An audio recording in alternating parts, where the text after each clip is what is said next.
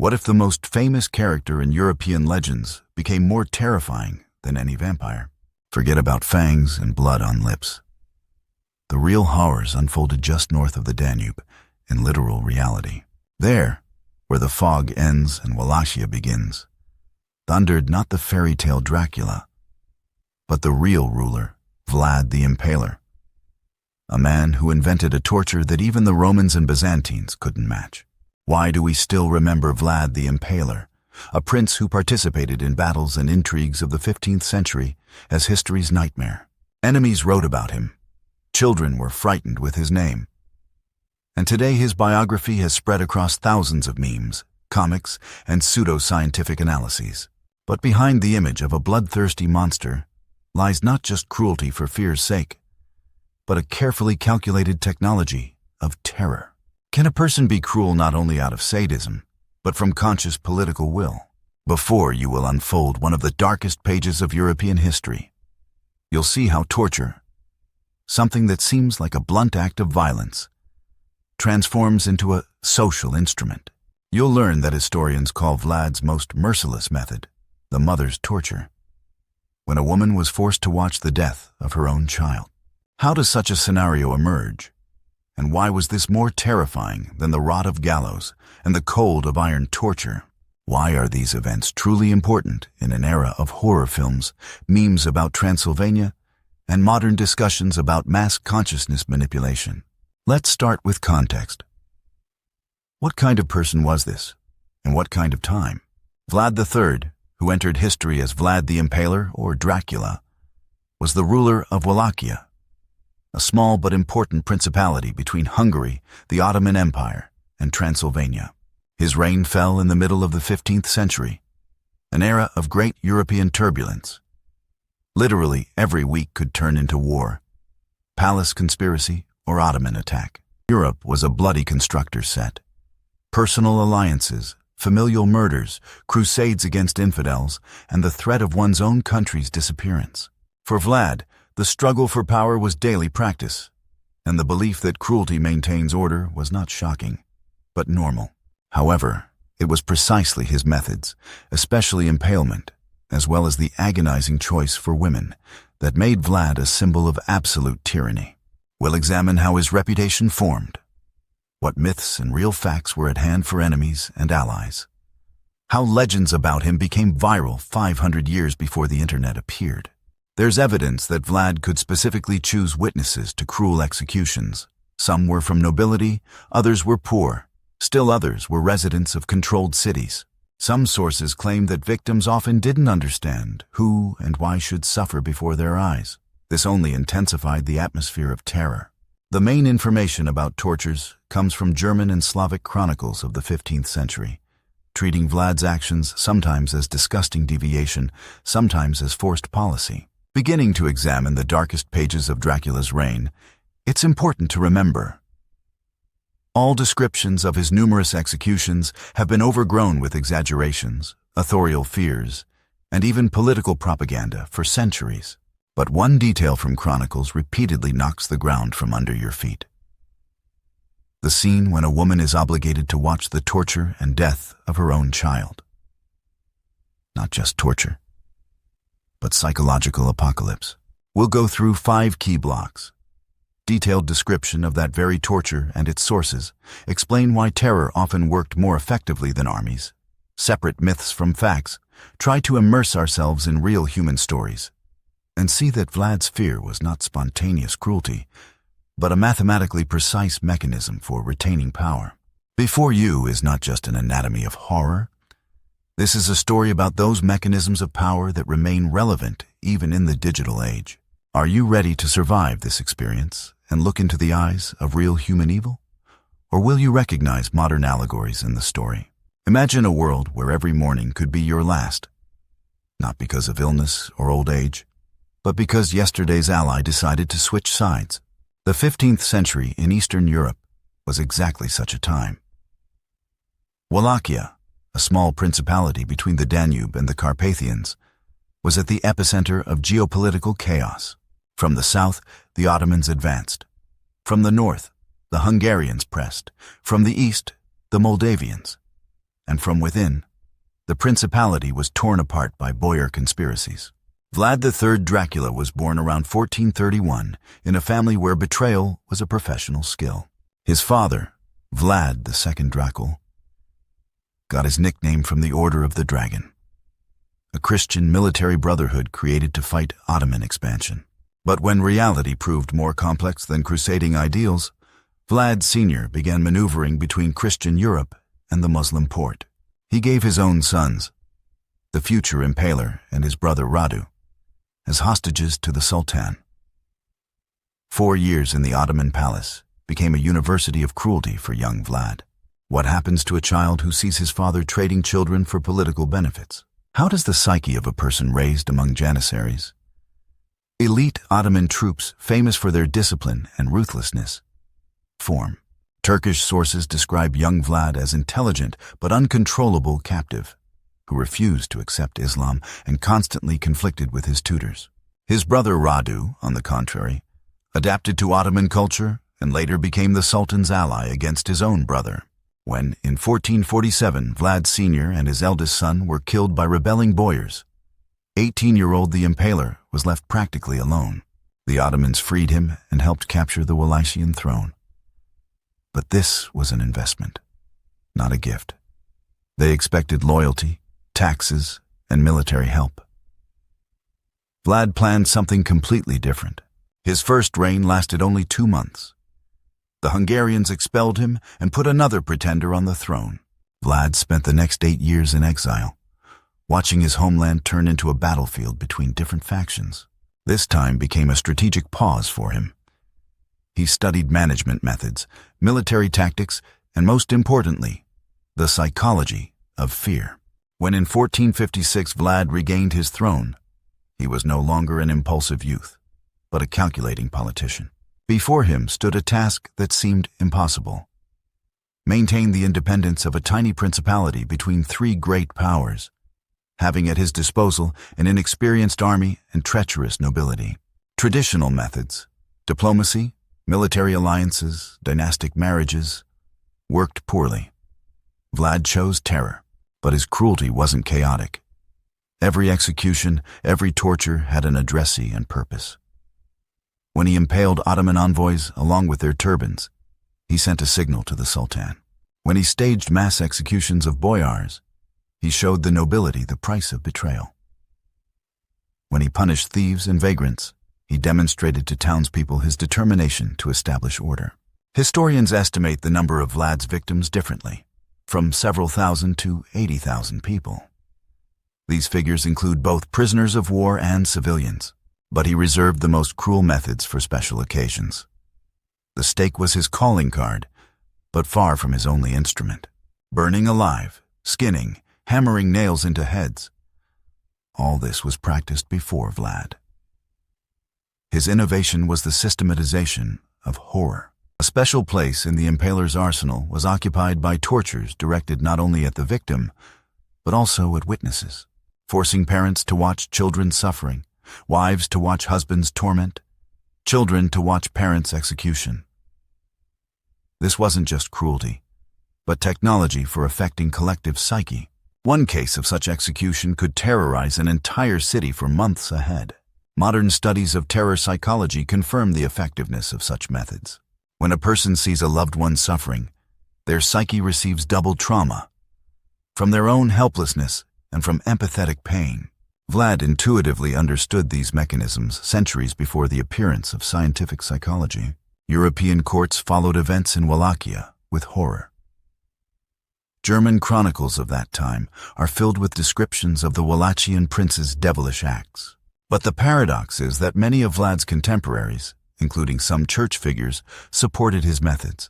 In an era when Christian Europe was under threat of Ottoman expansion, a cruel but effective ally seemed the lesser evil.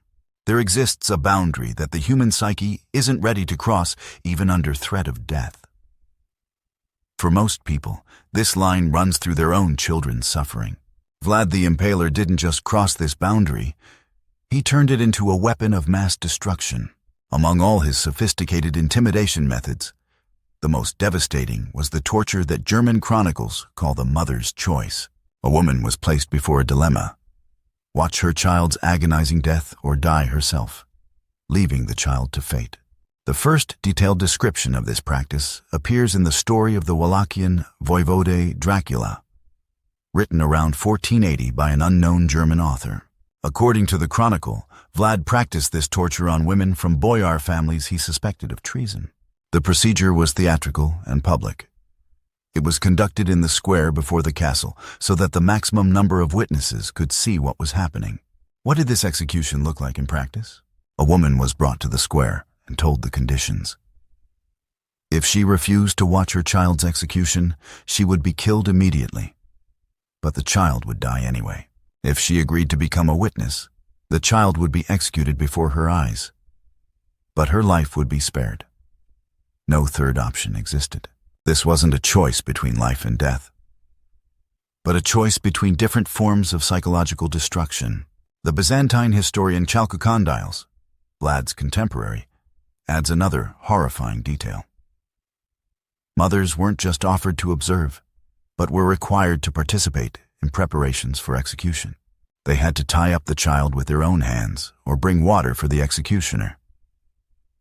This detail turned the torture into a ritual of complicity, destroying the victim's last psychological defenses. Why did Vlad choose precisely this method? Analysis of his political actions shows that every public execution had a specific purpose. The mother's torture was directed against boyar families, the traditional support of aristocratic opposition. In medieval Wallachia, women from noble families played an important role in political intrigues. They arranged marriages, passed secret information, influenced decisions of husbands and sons. By destroying the psyche of boyar wives and mothers, Vlad deprived opponents of an important resource. Moldavian chronicles preserved a story about a specific case of applying this torture. In the spring of 1459, Vlad accused Boyar Aldenik of correspondence with Hungarians. There was no proof of treason, but the prince decided to stage a demonstrative execution. Aldenik's wife, Anna, was brought to the square together with her 11-year-old son. The woman begged to be executed instead of the child. But Vlad was inflexible. Either she would become a witness to her son's death, or they would both die. What happened in the psyche of a woman who found herself in such a situation? Modern traumatology describes such states as moral trauma, design damage to a person's value system when they're forced to act against their own beliefs. A mother watching her child's murder experienced not just grief, but complete destruction of her own identity. She continued to exist physically, but died psychologically. Hungarian sources claim that Vlad specifically selected women with children of a certain age for such execution, from 7 to 14 years old. Children younger than 7 didn't understand what was happening, and teenagers older than 14 could psychologically resist. The optimal age ensured maximum suffering for both child and mother. Were there cases when women refused the choice?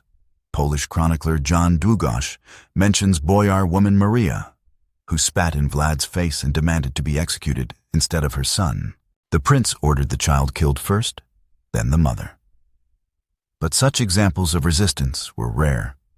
Most women broke under pressure and agreed to the executioner's conditions. Technical details of the execution were also thought out to the smallest detail. Children usually weren't impaled.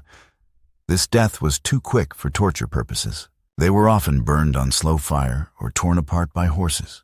The duration of agony was calculated so that the mother would have time to experience all stages of grief: denial, anger, bargaining, depression. Acceptance never came.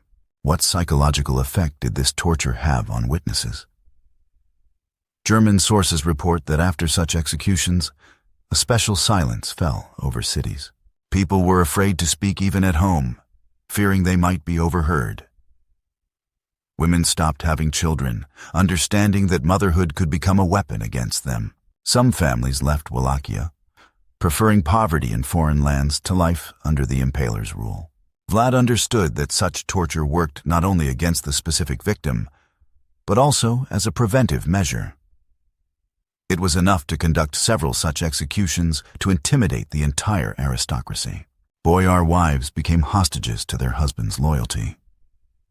Any hint of opposition could turn into a nightmare for their children. Modern neuroscience explains why this torture was particularly effective. Watching loved ones suffer activates the same brain areas as one's own pain.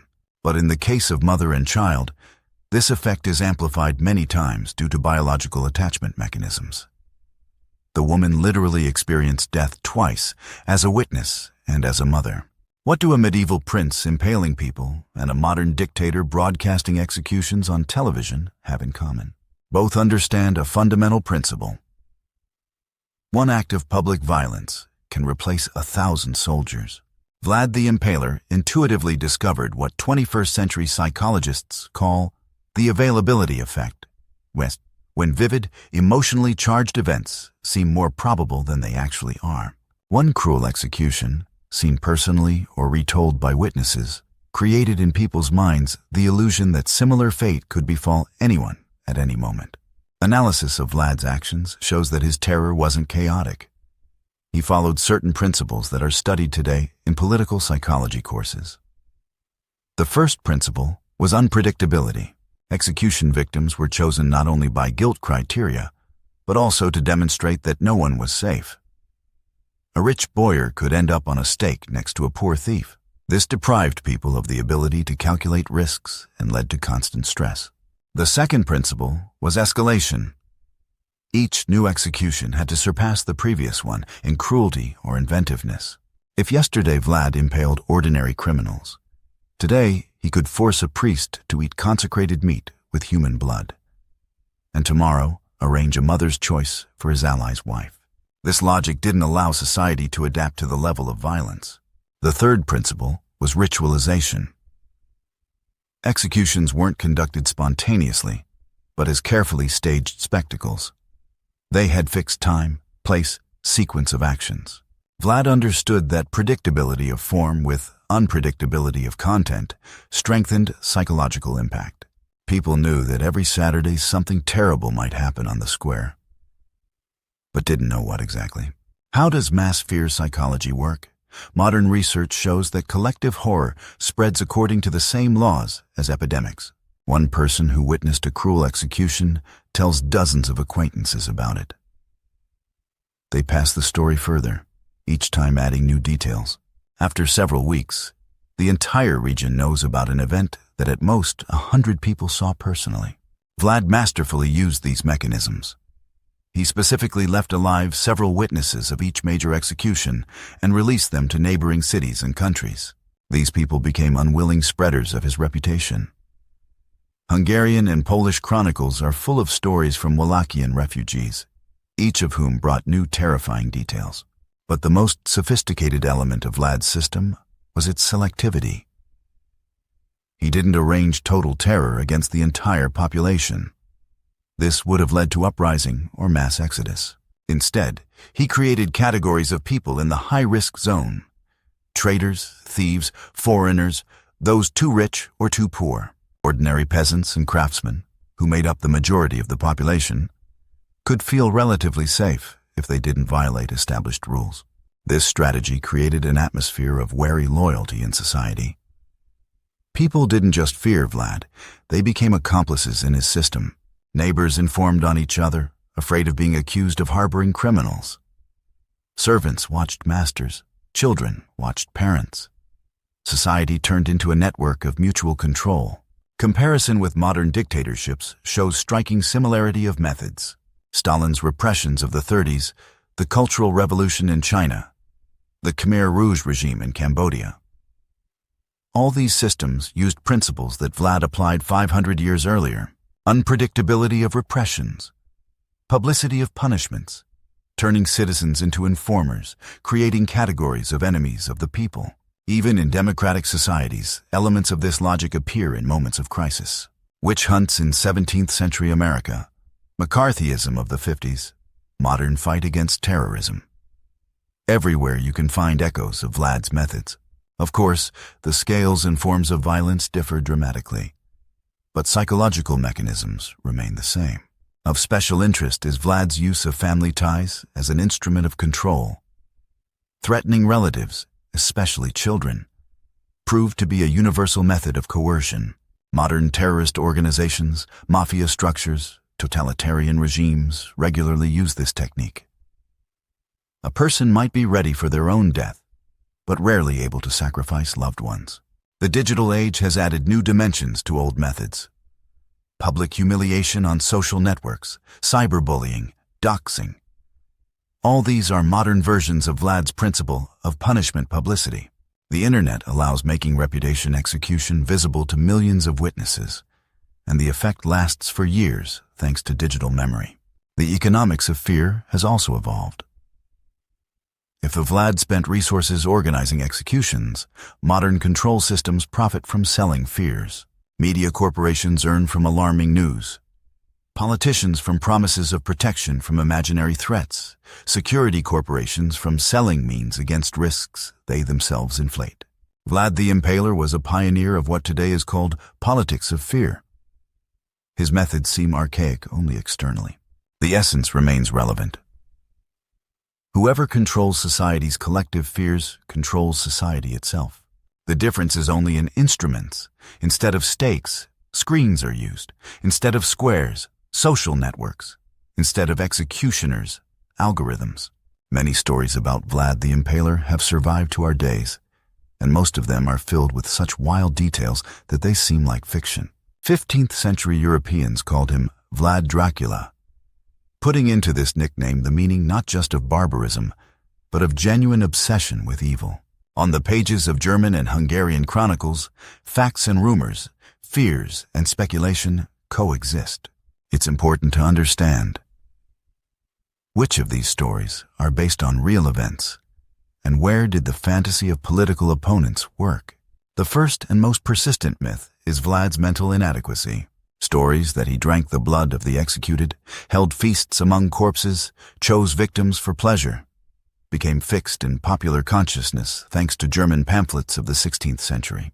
But historians note that neither Byzantine nor Moldavian chroniclers, nor official Ottoman chroniclers confirm these episodes. In most cases, not excesses of sadism are remembered, but stern calculation. According to researcher Radu Florescu, attempts to present Vlad as insane were part of information warfare. The more terrible the prince looked in military confrontation, the more decisively Christians united. The second misconception relates to the scale of his cruelty. The figures, 40,000 executed, 60,000 tortured, are taken from chronicles written decades after Vlad's death. More realistic estimates from Romanian and Hungarian sources speak of numbers from 5,000 to 15,000 people over his entire reign. Terrible, but within the usual practices of repressions of the era. For comparison, Grand Inquisitor Torquemada executed from 2,000 to 8,000 people over 2 decades. Many European monarchs staged mass bloodshed, but their names aren't remembered like Dracula's name. The third myth concerns the origin of his methods. In popular culture, Vlad is perceived as a natural talent of cruelty, as if all his tortures were personal discoveries. However, analysis of sources shows the opposite. Many execution methods were known in the Ottoman Empire, Hungary, and Rus. The stake as the main symbol of terror came from Turkish practices, and Vlad borrowed the technology of intimidation and publicity from European neighbors.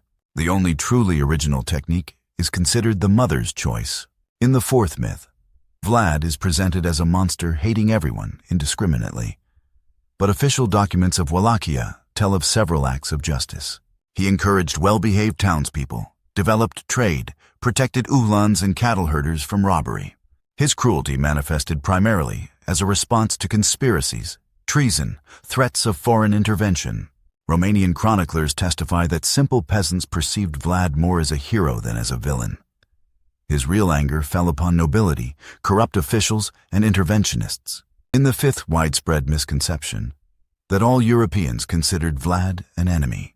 In reality, until the end of his life, he enjoyed support from several Polish and Romanian princes, received titles and military help from Hungarian King Matthias, and some German cities even invited Vlad as a military consultant. Fear and respect for Vlad existed simultaneously, Precisely this double feeling became the foundation of his legend. What do modern historians say? Brian Whitley, author of the critical analysis Vlad the Impaler, Between Myth and Document, emphasizes, for a complete picture, it's important to consider not only descriptions of executions, but also the context of the era. 15th century Europe lived in times of almost continuous wars, famine, epidemics, and betrayals. Cruelty was not an exception, but part of the political instrument. The fact that Vlad perfected this instrument doesn't turn him into an irrational maniac. He was a strategist of fear. He used mechanisms of horror as a form of social management, worked with reputation modes like modern marketers manage brand image. Let's turn to motives. Why did precisely the mother's torture become a symbol of absolute cruelty? The answer lies in properties of human psyche. People endure the death of loved ones harder than their own. Vlad aimed not just at the body, but at society's soul. Hostile boyar public gave birth to potential avengers, wives and mothers who knew how to unite clans, inspire revenge. By cutting the most important link, maternal empathy and family support, Vlad destroyed the opposition structure precisely where it was most solid. What sources confirm these interpretations? The most authoritative are Moldavian chronicles, Byzantine notes by Chalcondyles, the German chronicle Tragedy of Dracula, and Wallachian court protocols. Modern historical science indicates where exaggerations are and where truthful details are. Real witnesses of executions were in the minority, which cannot be said about storytellers and chroniclers who exaggerated for political effect enhancement. The several times changing image of Vlad in history, from torturer to folk hero, demonstrates how easily horrors turn into propaganda instruments. Contemporaries saw in him both savior and nightmare, strategy and madness. This contradiction emphasizes something important. Real power is rarely built on fear alone. It's more complex and always requires precise fact analysis. History becomes understandable only when living human faces emerge from behind numbers and dates. Among 15th century documents, eyewitness testimonies have survived that allow recreating the atmosphere of those days and understanding how Vlad's terror affected specific people. These stories aren't fiction, but documentary records made by contemporaries of events. The first story came to us thanks to notes by Hungarian merchant Michael from Brasov, who conducted trade business in Wallachia in the spring of 1458. In his diary, he describes a case with the family of local boyars Stancu, suspected of connections with Turks. The boyar's wife, Elena, was brought to the square together with her 9-year-old son, Mircea. Vlad personally announced the conditions to her. If she refused to watch the child's execution, they would kill both immediately. If she agreed, the son would die, but she would remain alive. Michael recorded that the woman stood silently for several minutes, then fell to her knees and began begging for mercy. Vlad was inflexible. When Elena understood there was no choice, she asked permission to hug her son one last time. The prince allowed it. According to the merchant's testimony, the boy didn't understand what was happening and asked his mother why she was crying. Elena told him they would soon meet in heaven and told him not to be afraid. The execution lasted about an hour. The child wasn't impaled. Vlad chose a slower death. The boy was tied to a post and a small fire was lit under him, which was gradually made stronger. The mother stood 10 steps away, surrounded by guards who wouldn't let her turn away. Michael notes that Elena didn't scream or struggle. She seemed to turn to stone. Only when everything was over did she collapse unconscious. What happened to this woman afterward? The Hungarian merchant met her 6 months later at the market. Elena was alive, but looked like a ghost. Thin, gray-haired, with an empty gaze. She was selling some rags and didn't recognize acquaintances. According to neighbors, the woman spoke only to her dead son, whom she saw everywhere. A year later, she was found dead at home. The cause of death was unknown, but the doctor said her heart simply stopped. The second story is recorded in the Chronicle of Moldavian monk Anthony. In the winter of 1459, a detachment of Hungarian envoys arrived at Wallachia's borders with a peace proposal. Vlad received them solemnly. but on the last day of negotiations ordered the arrest of the chief envoy, Ladislaus Corvinus, nephew of the Hungarian king. The accusation was standard: espionage and conspiracy preparation. Ladislaus was married to a Moldavian boyar's daughter, and they had a 3-year-old daughter. Vlad ordered the wife and child brought from Moldavia.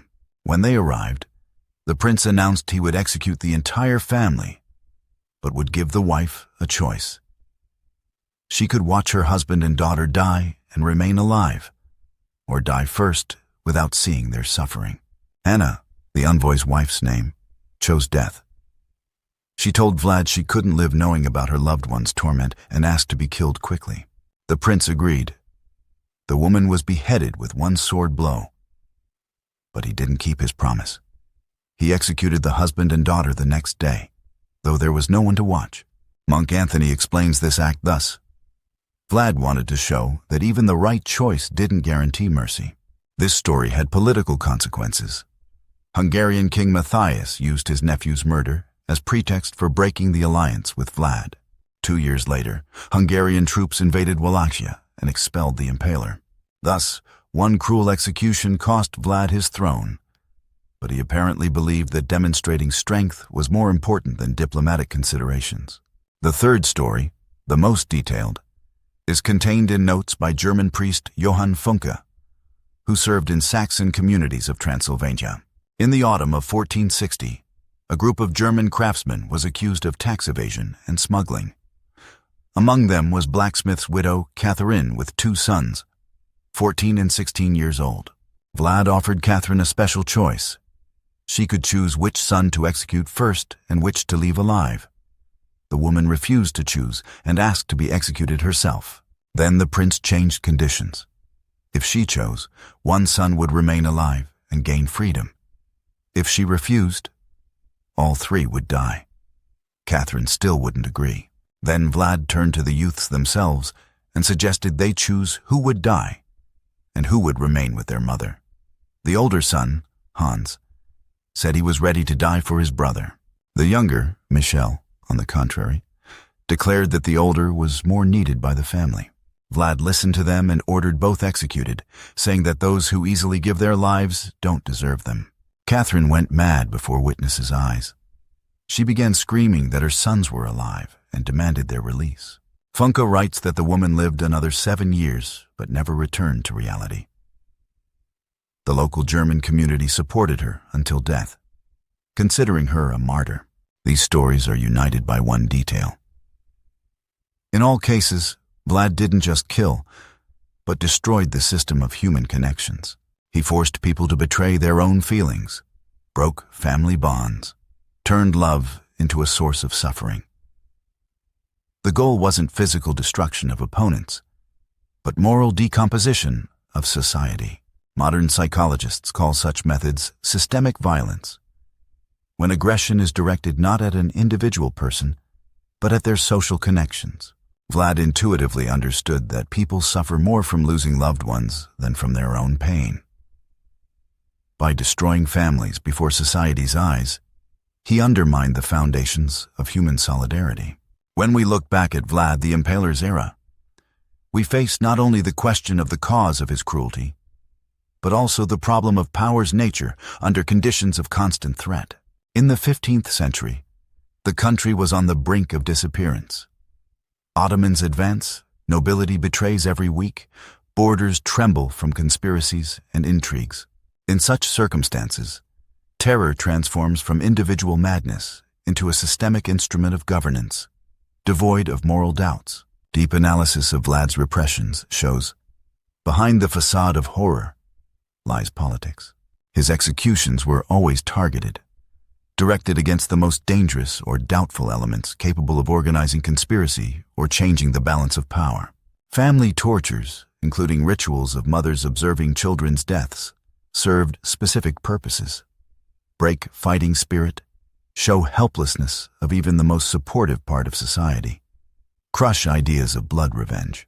Not only the direct object of violence suffered, but also everyone who observed, heard, then told others. The prince staged demonstrative acts so rumors would spread and fear would multiply.